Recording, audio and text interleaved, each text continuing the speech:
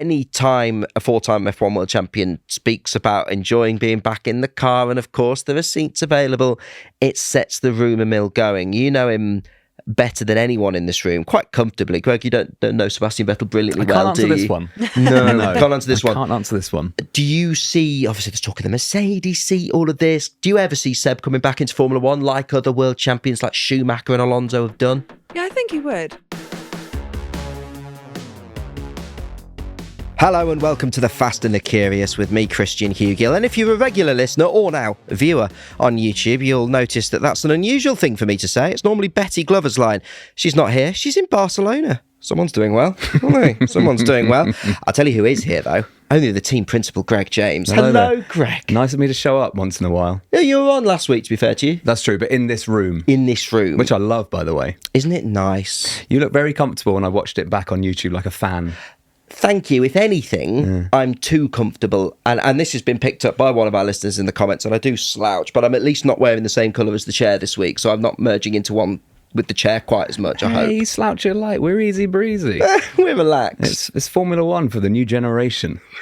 That's what I'm talking about. We've just invented a title. I've had a very busy cycle through London. It's very frantic out there. We're going to discuss that in a minute, because it's not just Greg James is here. Somebody we have wanted to get on The Fast and the Curious literally since we've started. Someone who's been the topic of the Fast and the Curious group chat so many times. True. Somebody who I think each of the Fast and the Curious presenters are equally obsessed with, not in a weird way, like maybe a bit in a weird way, but mostly in a nice way. Ladies and gentlemen, welcome to the Fast and the Curious, to Bernie Collins, everybody. Thank you so much. Bernie, what an intro. Honestly, such a joy to have you here. And I feel like I should just let you and Greg talk for a bit, because Greg talks to me about you, and he won't mind me saying this a lot, like Greg has the amount of times he's watched you over the course of the weekend, and Greg will often text me various potted thoughts of weekend coverage, and just spoke to me about your general brilliance. So Greg, we have Bernie live and direct. You are generally brilliant. You make it so interesting, and you decode stuff, but not in a you don't ever talk down, never patronising, which I love. I'm trying to explain stuff in a way, but it's like sometimes it's really difficult, and I can see some of the other presenters just glazing over with, is she still talking about tyre degradation? Please let her not be talking about tyre degradation. Welcome to my world. Yeah, I find that's why you sat in my seat this week. I find tyres tough. It's a tough sell. It's a tough sell. All right, okay, I know it's important, but I do think you do a great job of making them interesting. Well, thank you very much. That's good to hear. So, your credentials are former Aston Martin head of strategy, and part of the Sky F1 team now. Yeah. So we hear you on the telly loads, and your career has been fascinating, and we want to get into all that in the next, I don't know, how long do you want to do? Hour? I think at least 3 hours, I would suggest. Yeah. We've got so much to talk to you about, but before we started recording, I did unwittingly start telling you, I was trying to impress you with the machine that I got here on, which was a bike. Yeah, of course. I was talking about taking the racing line through the streets of London. I was talking about missing the pooling of the water to find the best... Some dry line. Best dry line. Best dry line. Yeah. Dry line. It's funny how F1 infiltrates your life. Yeah. Because I'm looking at the sort of the markings. I can cut the apex a little bit, get a little bit of extra speed through the corner. Guiding the shopping trolley through the racing line in Sainsbury's. Yeah, I checked my deg. Did you look at the weather outside before you left your house and adjust your tyre pressure? Oh no, I didn't do that.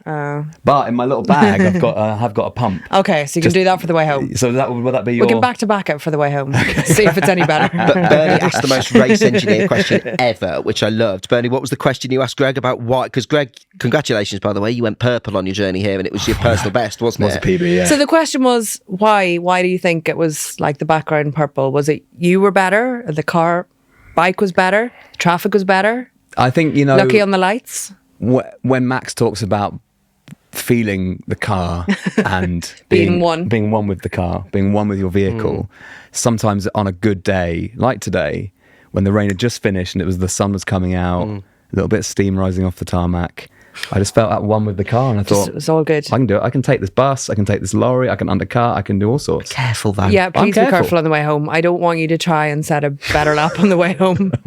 No, I am careful, but you do, top level sport is all about pushing your body and the machine to its limits. Did you think of the quote, if you don't go for the gap that exists, you're not a racer anymore? That's What it. do you think about that? That's But it. at the same- I always go for the gap. But at the same time, in terms of being careful to finish first you have to finish. That's true. That's true. And I did. I finished. No, I'm talking and- about the way home, though. Don't get carried away. Oh, I see. Yeah, I used to work at a driving experience centre when I was a kid.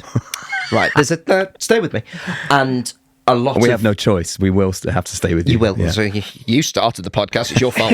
But the customers used to get speeding tickets on the way home so frequently. Oh, of course. Because they had a great day driving an Aston Martin or Ferrari. Got far too excited. Yeah. And stupidly Driving your Renault Can Scenic. you get a speeding ticket on the bike? I can try if you want me to. No, I don't know. It's a challenge accepted. I don't know. Some parks in London, you can get told off by park wardens for going too fast on your bike. You probably. You I'm can, a stickler for the rules as well. So don't do that. you can, yeah, we know. You can get flashed by the thing, but Okay, I mean, it good doesn't- luck trying to track me down without Yeah. any reg plates on. Who's the thing and why is he flashing people? Cycling. Lovely. Thank you. Anyway, so what we're talking about? Formula One and stuff. Cars. We should probably talk more about Bernie. But actually, I wonder how much of your job does infiltrate your real life. I mean, when you're driving, when you're in the service station, you're doing your tyre pressures. Surely it leaks into your real life. I think the best example is that because you've done strategy and because you make decisions Yeah. for, that's my job for many years has been to make decisions. The biggest question is, how easy is it to decide where you're going for dinner that night?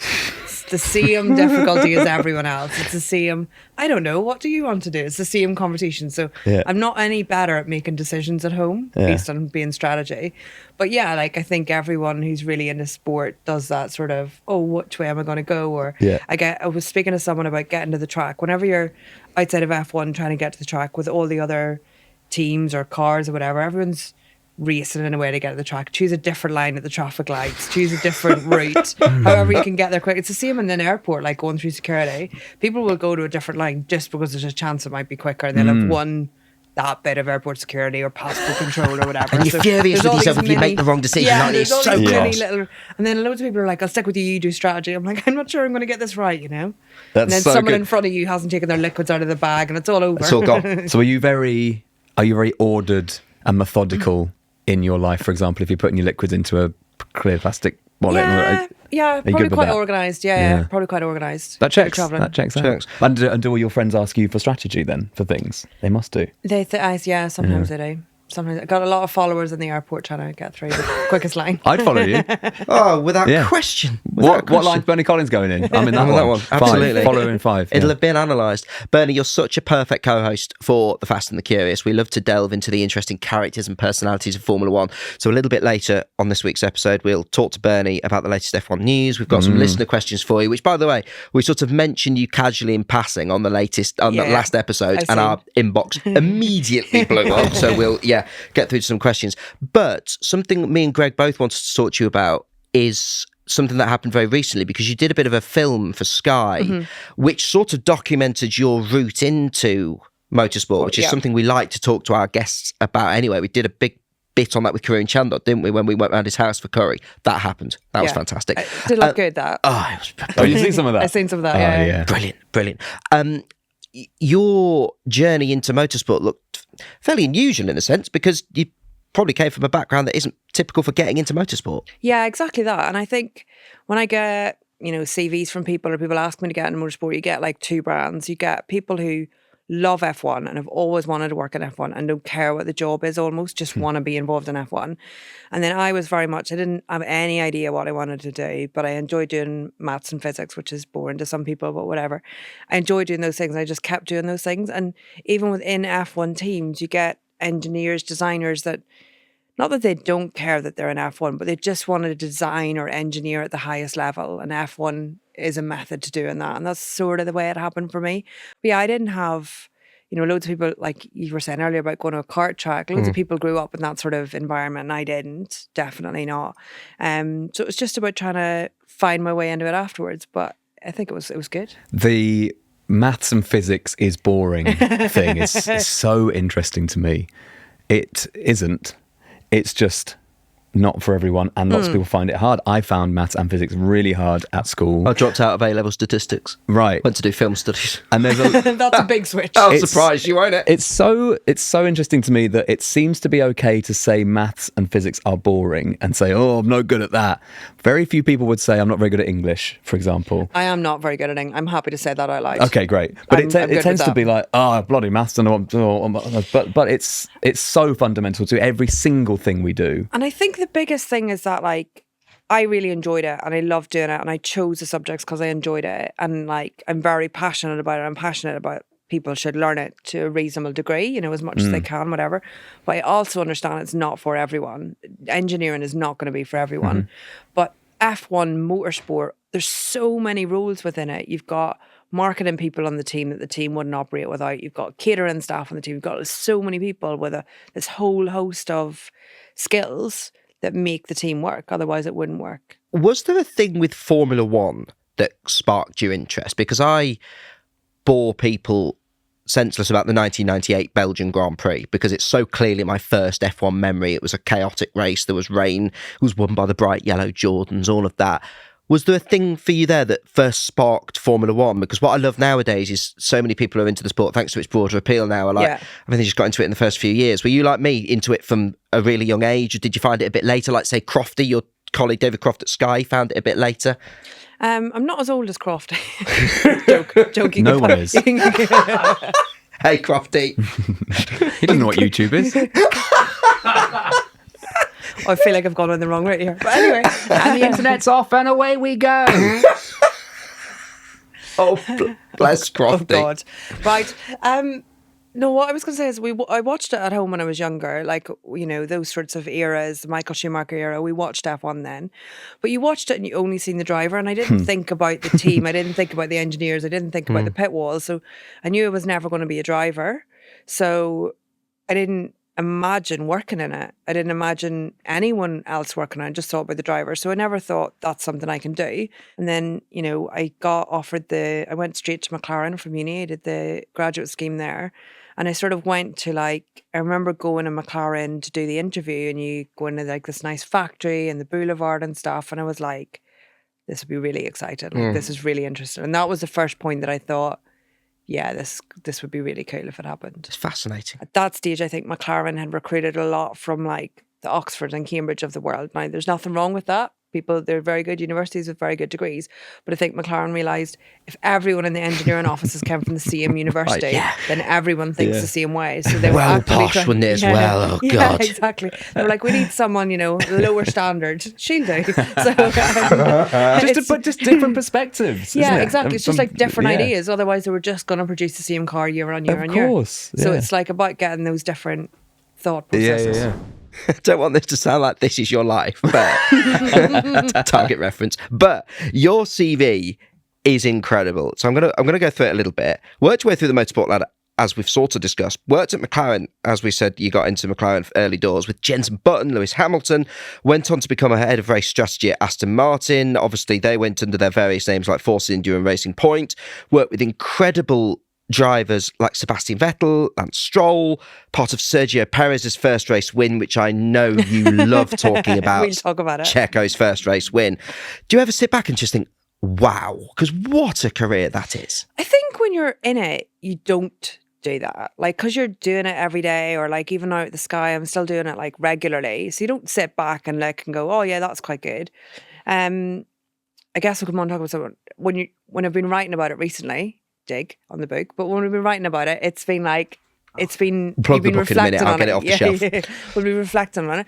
But the main thing is that whenever, like, I go home and I see my aunties and my uncles and stuff who aren't embedded in F1, that's when you suddenly realise, actually, I do something really interesting. And the last 6 months when I was leaving Aston, when I didn't know what I was going to be doing, and you sort of like taking the time to enjoy the pit lane and like enjoy the paddock and stuff, and think, not everyone gets to do this. Not everyone gets to be here. That's when you sort of think, well, this is interesting. And now, like with Sky, working with people that I used to watch on the TV, like Damon Hill or Rosberg or any of these people that you looked up to, it's a bit like, wow, it's sort of, you take time to reflect them. But Do you find it less stressful on a race weekend now? 100%. I'm not allowed to say that, Sky. Keep paying me. But also, but coupled with that is obviously you must miss bits of it. Can you talk us through the difference of the weekends and the approaches and where you're watching from, what you're having to do? Take us into that world a bit. Yeah, so like in strategy or for a team, you're there really late on a Friday night doing all your analysis. You've done 3 or 4 days work up to the Grand Prix. So the week before you're really busy. You're flat out all weekend. You like have breakfast, lunch and dinner at the track every day. You outside of, maybe on a Wednesday night you have a few, some dinner and food out. But from Thursday onwards, there's nothing except for track and hotel. That is it. And Saturday night, you end up working really late to get the strategies together and same into Sunday morning. But you sort of, as a strategist, you go in on Sunday morning, you feel, this is my day. Like, this is where I'm important, and it really, really feels like that. But then you do analysis the week after. So you spend 2 weeks for the race doing the prep and the analysis. In Sky, yeah, of course I do prep, but it's not to the same level of detail. It's not to the same intricacy. You're not going into it with the same pressure. So the pressure's not there, but the impact's not there. Like I felt when I was a strategist, I really made a difference to the race. And now I might make a difference to your understanding of the race, but I don't you do. actually make a difference to my race. Yeah. I don't make a difference to the result of the race. Sure.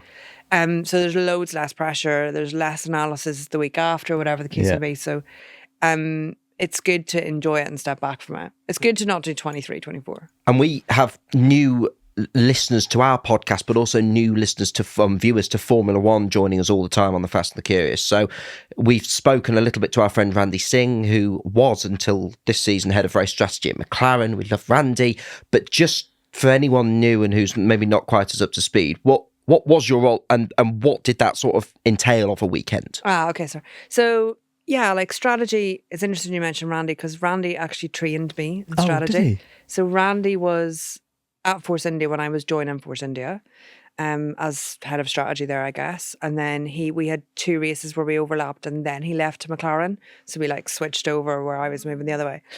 So yes, love Randy, a lot of respect for Randy. Randy will want me to say that he's a very attractive man because that's what he wanted me to write in something else I was doing. I think that is obvious. He's an attractive man. And I'm not sure we've spoken about this on the podcast, to briefly interrupt, has had a promotion. Since when I saw him in Bahrain. Have we mentioned it? No, we haven't. No, Randy's had a promotion. I've forgotten his new title. Oh, good. Producer Jimmy, can you Google Randy Singh's I think new it might title? be like sporting director, head of sporting. Yeah, it's Head of something sporting. like that. At McLaren? Yeah. Yes. Pretty good. But he's still at McLaren, but I didn't know this. And when I saw him in Bahrain, it's like, I've had a promotion now. We had a hug and everything. So congratulations, Randy. Yeah. And we'll find Very out. attractive man. Very attractive man, and he's doing very well. Racing director. Racing director. So, pit wall. Yeah. I'd like you to paint the picture of the pit wall because, as we said, it's probably not much of a laugh during a race. So what Yeah, it what depends is on the race. well maybe it is, I don't know, maybe when your streets ahead or maybe that's when it's more stressful. What's it like there? Yeah, I think so. It varies session to session. So we'll go through it and then you can cut out all the So, Honestly, we will not be cutting out any. but in practice We leave session, the in. That's one of the selling points of this podcast. the practice sessions, you're really focused on where the car's on track, what you're trying to learn. You're trying to learn as much. Well, what do you not know for the race? Is it that you don't know about the medium tire? You don't know about the hard tire? You're trying to get the car in a position to learn whatever it is. This is all thinking about strategy from minute one as the head of race strategy. As soon as the car leaves the garage on a Friday, you're geared into thinking strategy. Yeah. Basically, you start on a Thursday or a Friday and you have a model which is what you think, how you think the tires are going to go, what you think the pit loss is, how many stops you think it is. And everything from the start of Friday onwards, you're trying to answer questions in that. So, or make less unknowns in that question mark. Strategy tends to sit in the middle and give information to both race engineers, and then the race engineers give it to the driver.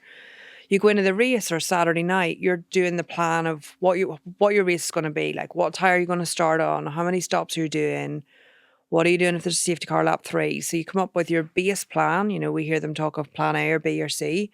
And then you come up with all of the caveats around that. So plan A might be stop lap 15, but safety car window opens lap 8, 9, 10. So you come up with all of the... And a safety car window is, I'm guessing, the most likely time for a safety car to occur in the race? The safety car window is what lap before that pit stop you would stop under a safety car. Wow.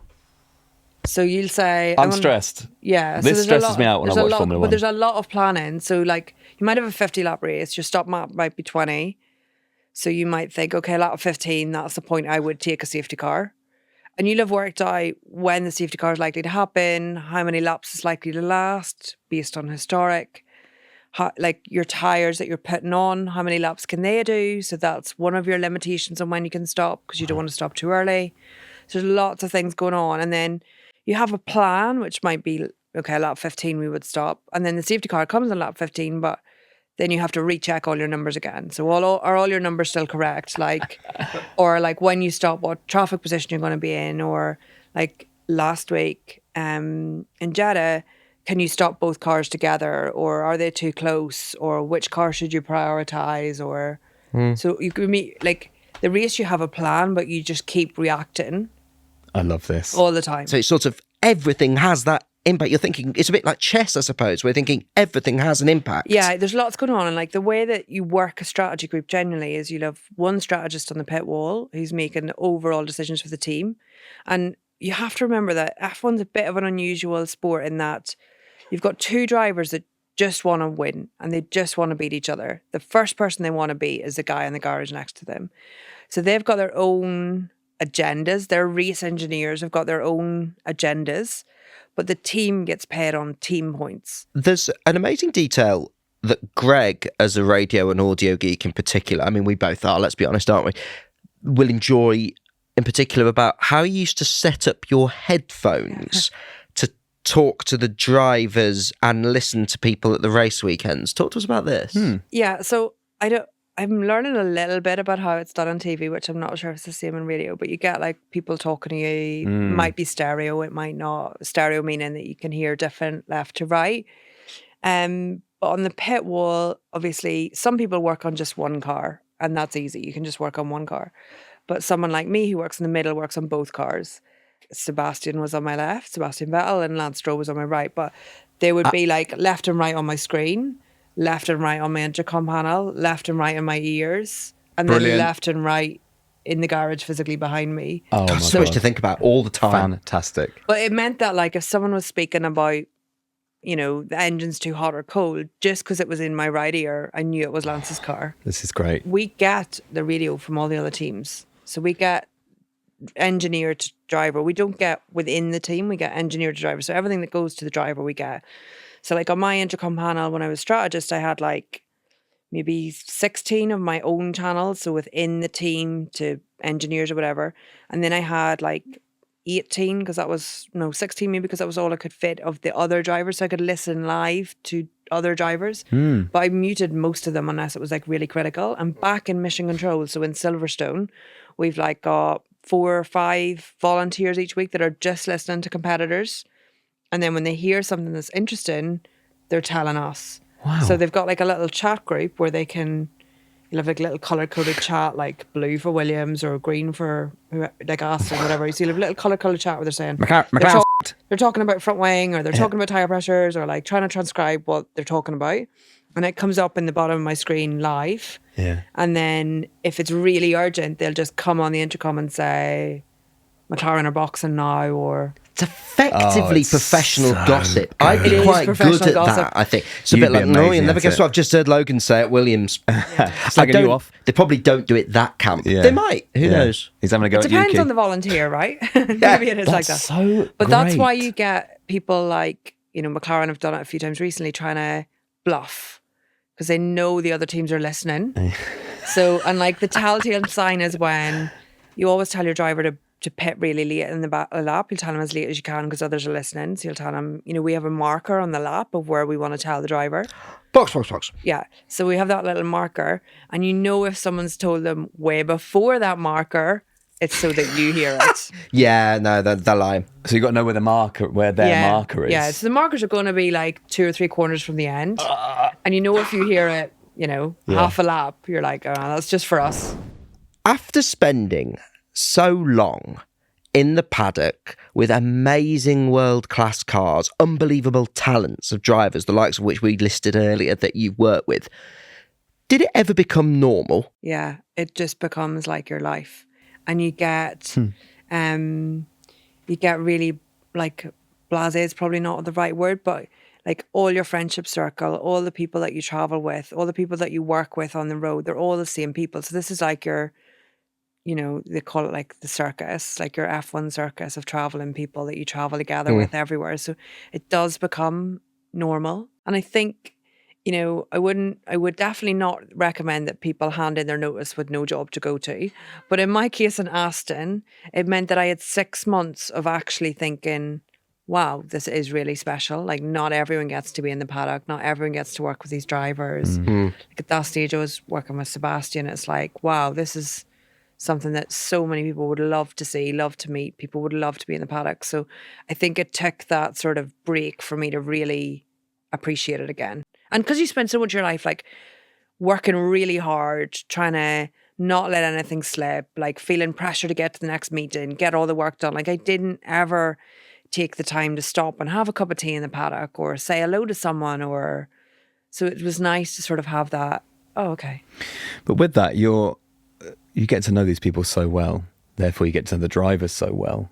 You've worked with loads. You've met all of them, I imagine. What's the common denominator with all these people? What is there one?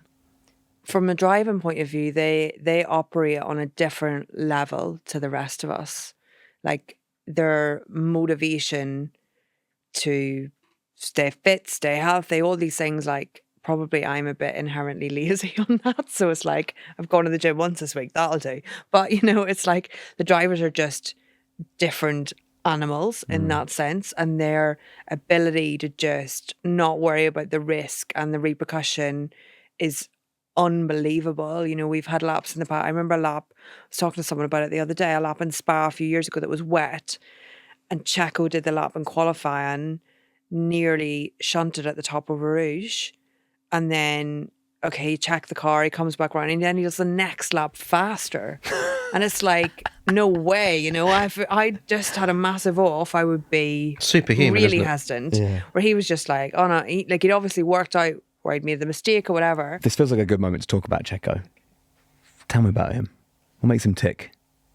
Who is this guy? This guy. He's really driven. He's really, really driven. And he really wanted to achieve, all of them really want to achieve a lot, and they all would really want that extra drive, the extra qualifying out. And like I said earlier, they're all driven by beating their teammate and by getting the points and trying to prove themselves. Checo spent a lot of time in Force India or Racing Point trying to prove that he was good enough to get to that top team. And they all have this massive self-belief that any of the rest of us just don't have. So this was Bahrain 2020. You got him the win. You helped get him the win. My win. Part of the team. Yeah. What does the checkered flag feel like? What is it like? I feel like I meant to laugh at that, so I laughed at that. You don't have to laugh at anything you don't want to laugh. Checkered flag. It's good. I think it was It's like all right, yeah. Bahrain 2020 was really special because Checo didn't have a drive for the next year. It was a COVID year, so I personally felt like it was a really hard year, and it was, in many ways the beginning of the end for me and my career as a strategist. So it felt like a really tough year, although when you look back at it, we had some really good results. We did the second race in Bahrain, so it's like race 16 or something of the season. We started pretty well on the grid because the car was good, and then he crashes at turn 4. And I was like, you sort of sink a little bit because it's like, wow. But a bit like we're saying from a strategy point of view, we'd started on the soft tyre because that was a regulation then. But we knew the other tyre was quicker. So from the point that he crashed, we had 50 seconds between him crashing and pit entry to decide, is the car okay? Do we have a puncture? Is the front wing damaged? Are we doing a pit stop, basically? That's the only question. So you've got like all these different experts in the team looking at their parts, be it aero or tyres or whatever, getting feedback as to what would happen. And the feedback came that we didn't need to do a pit stop. The car was okay. We could keep going. But we decided to do the pit stop. I decided to do the pit stop because I knew the other tyre was quicker and we were already at the back. So it felt like an easy decision because we'd done all the prep. But still, when you're there on the pit wall, like Chris's engineer was on my left because Checo was left at that stage. But whenever I said, right, we're boxing, and Chris is like, are you sure? Like, he sort of looked at me. But I worked with Chris for a long time, so I know Chris really well. And I was like, 100% Chris, this is like easy. And we did it. We did the pit stop and he went on, to win the race. And lots of things happened later on in the race. But I think there's a few highlights of that. Like, obviously it was a COVID thing. It was fantastic. That was the only win we'd ever had. The only win I've ever had as a strategist, or the team. Meant so much to the team. I'd worked with Checo for ages. We didn't know he was driving the next year. And you all go to the podium and it's just like chaos. A few like interesting little bits, like Mercedes had a really bad pit stop that year. So Mercedes with Bottas and Russell actually was driving the Merc, had 2 bad pit stops, which is why we won. My other half is pit crew for Mercedes. So he was like, F1's full of these stories. It's brilliant. So he was sort of like stood at the podium going, he knew it meant so much to me, even though they had just had a fantastic, or like a horrible race. So that was like interesting. And then we weren't meant to, team rules, we weren't meant to go out from our hotel, but we all went to Checo's hotel, had a massive night out, like exactly what you'd expect, like tequilas and sombreros and chaos. Just like Excellent. chaos. But in part of all of that, Toto was there, and Toto came and asked if I would have done the pit stops Mercedes did that lost them the race.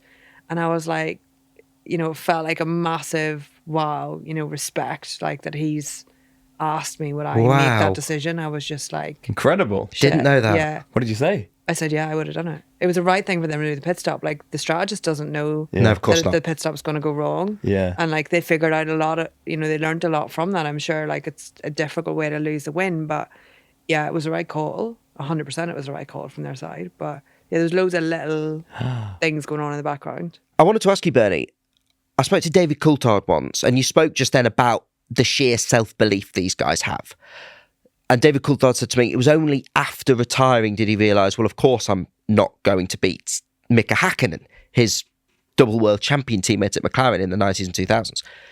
Do you think Checo's had a similar thing with Max? Does he now realise, actually, maybe I'm not going to beat Max, so I can actually just focus on being as close to him as I can? I did an interview with him in Holland actually last year, and I sort of said, you need to just, if you focused on just finish second, would you finish second more consistently than any of the focus on being first? And he didn't really seem to take that on board so much. And I think that they're just so driven to, he's only going to be, and you've seen some instances of it where he goes for, Mexico last year I think was the best example.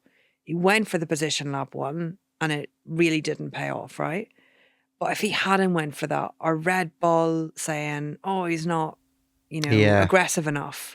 And actually, the only people he needs to impress to keep his job are Red Bull.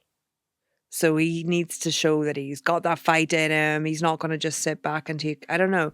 So it's really difficult. It's a difficult balance. It is really difficult, yeah. Because I just wondered if he'd had the David Coulthard moment that so many of them have when they retire, maybe a little bit early, and gone, actually, I'm going to enjoy the rest of my time at Red Bull, whether that's 1 season, 2 more seasons, by winning races and being as good. But okay, actually, maybe I don't need to fight. I think there's for the people title. in the background saying he's now the longest standing teammate of Max Verstappen. Everyone else has been dispensed way ahead of this. Huge achievement in itself. Yeah. So I think he's just thinking, I just need to all guns blazing, not worry so much about it. And I almost wonder if the moment that they start to cut that back, can they perform on anything near the same level? Like the moment they start to worry about not crashing the car or whatever, do they lose too much then? The difficulty that I have is, Greg sort of mentioned about knowing some of the drivers. The difficulty I have now as a presenter is trying to park that and be critical enough of the performance, because there was times that last year the performance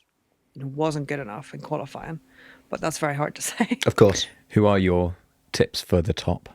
Who have you got your eye on? Who do you really love watching race? I think the people, so the 2 drivers from McLaren, such a strong pairing, Norris and Piastri, are going to really do well.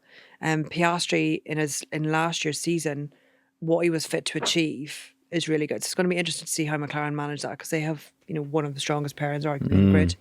They seem to dovetail quite nicely at the moment. Yeah, exactly. There will be a head-to-head at some point. Yeah, there's going to have to be. And I think like last year, Lando really had the upper hand in the racing. And from what we've seen so far this year, Piastri's taken a step to try and improve his racing, to try and improve his race pace.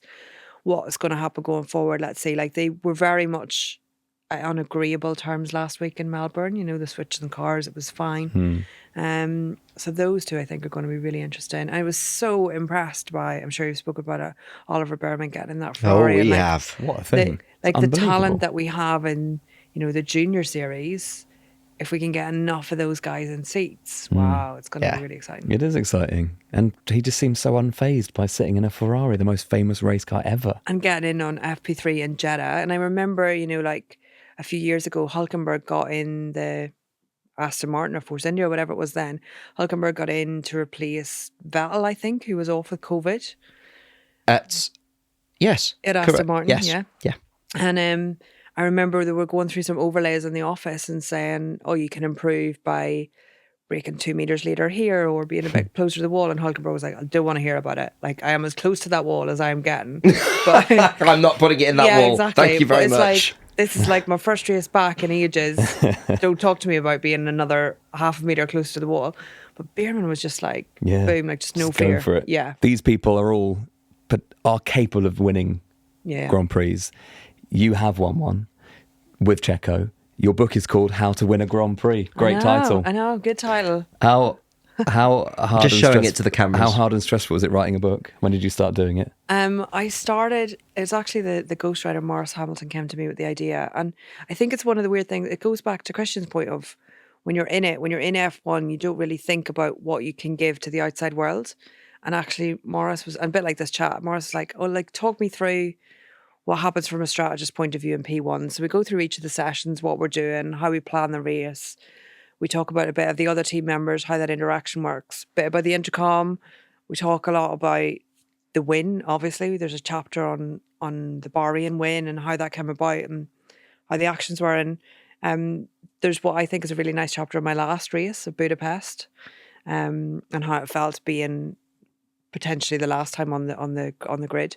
So yeah, I think it's good. But when you're writing it and when you're doing it, and I ghosted it with Morris, as I said, you think that I feel like I'm saying things that people know, and then he's like, this is really interesting, or like then it's, so other people have really got behind it and said, wow, people don't know this, or this isn't common knowledge, or whatever the case may be. So I'm interested for, well, your feedback will be good. I'm really excited to read it. Yeah, well, that's what you're telling us about the left-right headphone thing. And fascinating. The most interesting thing I've heard all season. And even including last season. That sort of thing I love. And this sport gets more and more interesting the more I learn about it. So absolutely that guide while you're watching the Grand Prix and watching the season unfold is perfect. And I believe the book is available to pre-order now, am I right? Pre-order is available. It's out on the 23rd of May.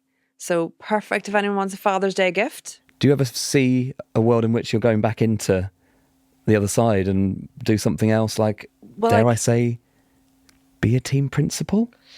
That's a big question. I get asked if I miss it, and I do miss the team atmosphere. I miss the adrenaline. I miss the competitiveness of it. Obviously, you don't get that so much on the broadcast side. So I miss those aspects. So I'm not against going back to a team. I think I've always, through my career, at McLaren, I did performance engineering, and then I did strategy. So quite different roles. And I think having more strings to your bow is good. So doing the presented thing, although it doesn't make me a better engineer, at least I have a better understanding of how that whole world interacts. So yeah, I'm not against it. Team principal jobs, yes, come to me with that. Why the hell not? Why the hell not? You're clearly a big believer in, I'm going to follow that fun thing now. And why not? And I think probably when I was younger, I didn't maybe take enough risks and those sorts of things. But whenever I was speaking to you, probably question, my going into the presenting world, it was well, if I'm terrible at it, then I'll do 1 or 2 races and then I'll figure out something that I'm better at. We've had so many listener questions, Bernie, when we said we were going to get you on. One of those is from Kerry. Kerry says, I know this is a super dull question. It's not, Kerry. It's a really good one. But is the whistle for a car entering the pit lane unique to the Australian Grand Prix? I don't think I've ever noticed it before. Is that what they were doing? So the whistle is to try and warn people in the pit lane that there's a car coming down the pit lane, and it's not unique to Australia. It happens a lot. You tend to have a scrutineer opposite each garage. So I remembered it from Jeddah as well. It was in Jeddah this year, so it's not unique to Australia. But yeah, it's just to warn people. Can you not hear the very loud car? No. So I think the thing is that because you've got your cans on, your headset on, and you might be listening to a load of intercom chatter or people like engineers and people mind me saying that you get a bit bogged down in the detail, and then actually you just wander out into the pit lane, or the pit lane goes the other way that week, or whatever the case may be, or Goes the other way. Well, of course, or yeah. like look left or right Yeah. for the fast cars. the amount of people I've seen nearly get off a pit wall and get run over because they're focused on your own cars which are in the garage and not in the one inside. So the whistle pierces the.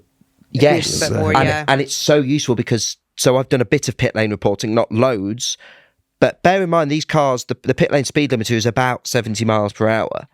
And also separating when you've got headphones on, and even I as a broadcaster have got headphones on and I'm listening to commentary and all of that, separating the noise of the cars on the track to the noise of the pit lane, the amount of times I turned around was like, oh, that's a car coming. So yeah, the whistle is such an old school thing, but I think you need that in London. it's so most helpful. people have got noise cancelling headphones on. You and they're really in need their own that. little world, just walking into the middle of the road. You need a whistle. Maybe I should cycle with a whistle. There you go. Yeah. Like Like an old policeman. This is a boring point. Whenever Do you have a bell?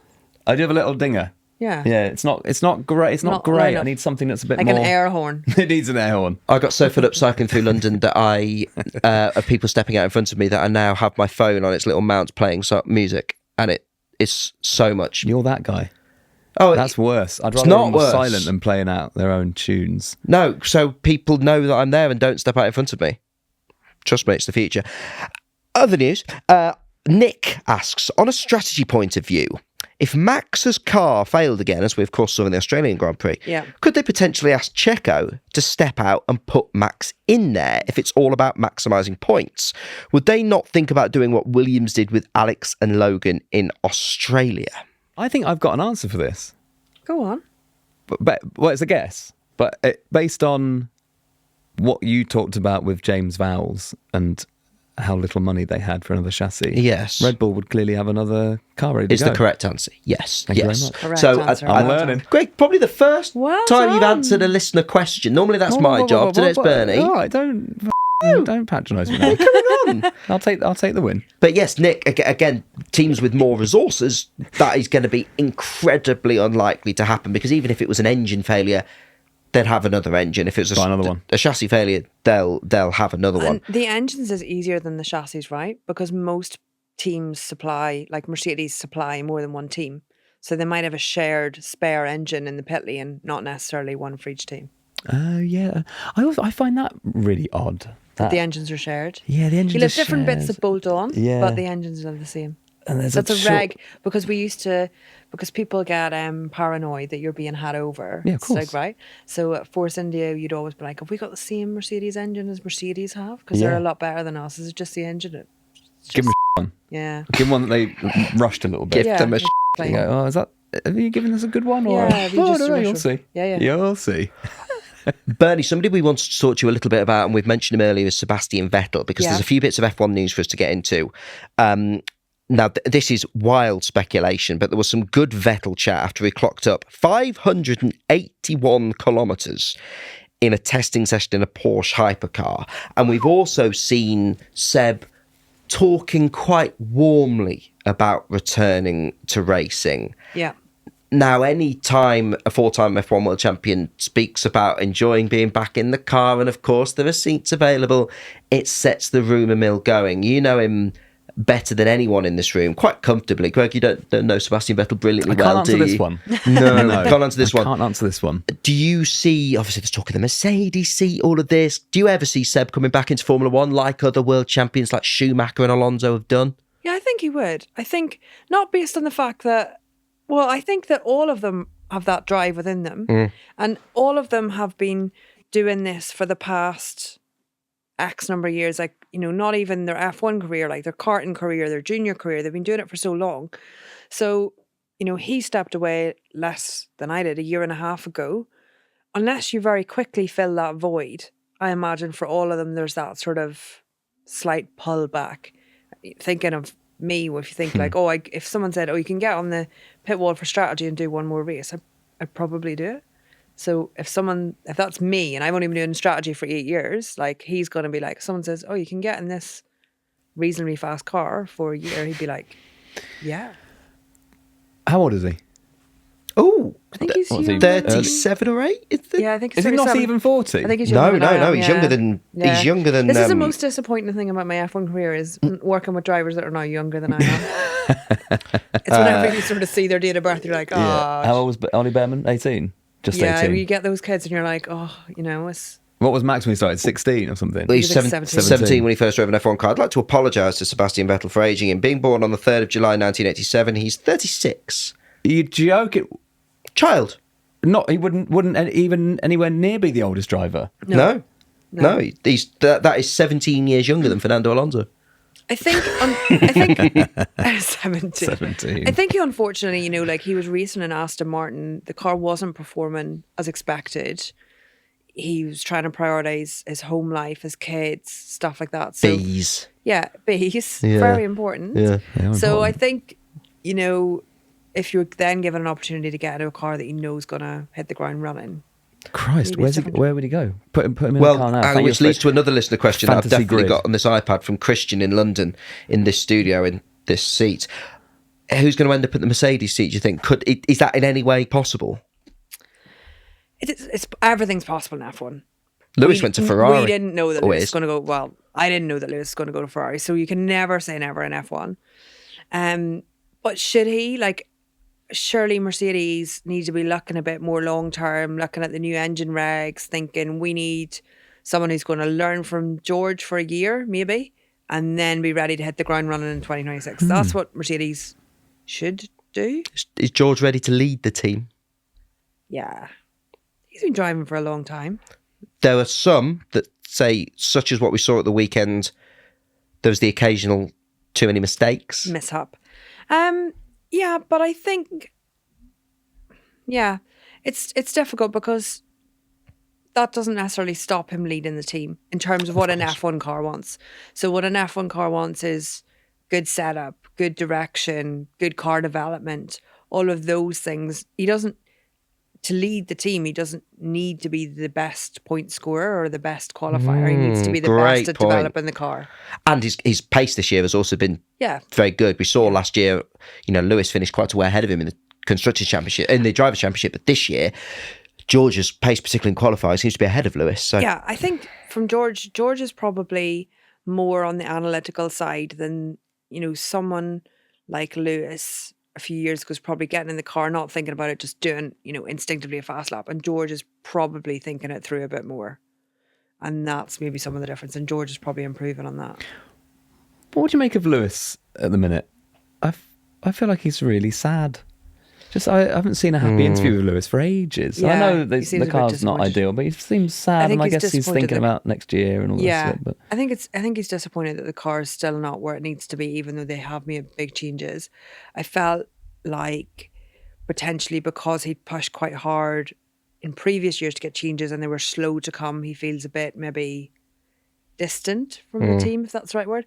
Mercedes have always supported him entirely, you know, jumped through hoops to make what Lewis wanted happen.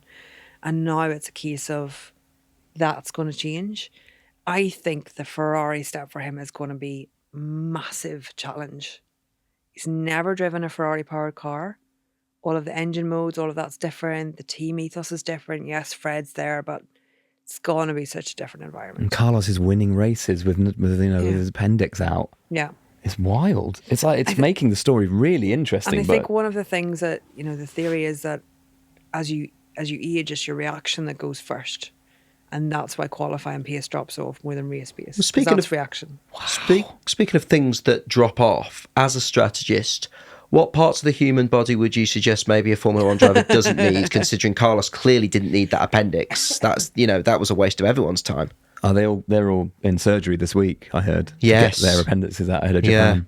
I think anything high up, you want to lose the weight high up. You know High what you up. can lose there. What might not be needed. Shave your head. Yes. Yeah. That's good. Interesting. Oh, tonsils. Bottas's what do you call it? Mullet. That could go. Get the tonsils out, whip them out. Me and Oscar Piastri had a lovely chat about our teeth, didn't we, when he was on the podcast? So neither of us have got wisdom teeth. They can go. Get rid of them. Yeah, we were trying to get Oscar to confirm that his first season in Formula One had rattled his teeth out of his face. Turns out not the case. Would have been a good line. It was sort of the case. Because and his neck and everything. Okay. And, there's a lot of pressure on the face. So I guess. he's not got teeth. So Okay. his teeth all fell out. Right. That's the rumour we're spreading. So, I think probably hi, Sophie Ogg, if you're listening. from a marketing point of view, they probably want them to keep their teeth. Yes, At least, and, you know. and internal body parts, I Yeah, would suggest. exactly, yeah. But when do they go to Turkey? Because they can get them done. Turkey's on the calendar, Greg. Oh, it's Sorry. not- no. It's gone. It's gone. Maybe for that reason. That's a shame, isn't it? Yes, Greg, that is a shame. Is that why it's gone? Because they're all getting their teeth done? Yeah, that's it. Yeah. Yeah. Bernie, before we go, the next Formula One Grand Prix happens to be in Japan. Are you going to this one? Are you on the telly for this one? I am in the studio for this one. You're in the studio for this one? Studio, yeah. The shiny new Sky studio. Excellent. studio. I like the Doing studio, a by the night way. shift. Yeah, you like the studio, don't you? I like to have a few sort of people, obviously. boring People moaned on Twitter, which surprises me. people Normally like- it's such a positive platform. I really liked I guess because that's what I'm used to with all the other sport you watch. Yeah. Like, I like a cricket studio, I like having a bit of rooting it. A base. And the calm as well. Yeah. It's quite something nice about not just being frantic and everyone just running around the whole time. But having the think- analysis is great I there. think back to last year in Japan where I was there and at one point we were trying to interview Yuki and it was like I became a bouncer. I couldn't ask him any questions. I was just trying to keep people away. So that'll be less stressful Yes, to it me, will. exactly. But the night shift I'm not looking forward to. Oh, yeah. And actually I would have quite liked to do this one because it's apple blossom season in Japan. Beautiful. We don't normally go at this time of year. No, it's much earlier than normal. Yeah, so beautiful. that would have been quite nice to see. What should we be looking out for is the question that Greg and Betty normally ask me. So considering I'm in Betty's seat and you're in mine, I'm really enjoying this, by the way, asking people F1 questions. It's great fun. What should we be looking out for? Talk to us about the Japan. One of my favourite tracks on the calendar. It is a favourite track because One it's of them, I think it's my figure of eight. the Which is only figure always of fun. eight, isn't The it? only figure of eight. It's the only one I've driven in the simulator, actually. Ooh, fun. I drove it in the McLaren simulator in JB's seat, but Jensen's so thin, I didn't fit in his seat, so I had to take the seat out so I could fit in. And What did you sit on? It's like there's like sort of a base seat and then there's his insert. So I just sat. Maybe put a cushion behind me. Not like one of these. Maybe put a nice cushion beside me. Yeah. But then I couldn't deploy any airs because I didn't make it to full throttle at any point in the lap. So I basically just had to get out. But I was terrible. It's also one of the, I'm looking at my little cushion of circuits, it's one of the few circuits that intersects. That figure of eight. the figure of eight, Yeah, but sorry, yeah, that's basically what you said. Yeah. Yeah. I'm stupid. Sorry. I didn't think of it as that. Yeah. But yeah, I was looking at, ignore me. No. It's but you're right. But I quite like, Goes up and over. it would always be really fun if you had a Scalextrics. I knew that you were thinking of that because that's such a boy thing. An isn't over it? and under. Yeah. An over under is great because if your friend's going under and you're going over. That's great. Same with the train set. You're like, oh my God, you built a f***ing bridge. And How have you done that? That's amazing. I can go under the bridge and you're going over. Speaking of games, would you like to tell Bernie your new favourite thing? And Bernie mentioned the simulator while I sort out a little bit of admin. Let me leave you to talk. Hang on. Today, Formula One announced a multi-year partnership with Playseat to produce officially licensed racing simulators. There you go. Have you got one in your house? No, I do not. Greg's wanted a simulator for have so got one? long. Not that I'm aware of, but I'm not allowed in the garage that often, so maybe. Is it? Do you think that's too much of a busman's holiday for you to go home and Yeah, sit I think in if I did that, it would just be too much. My friends would be like, no. Do you enjoy racing though? Do you enjoy playing around and? Yeah, like I do, yeah. I don't probably, would not be any good in a car. I'm not brave enough.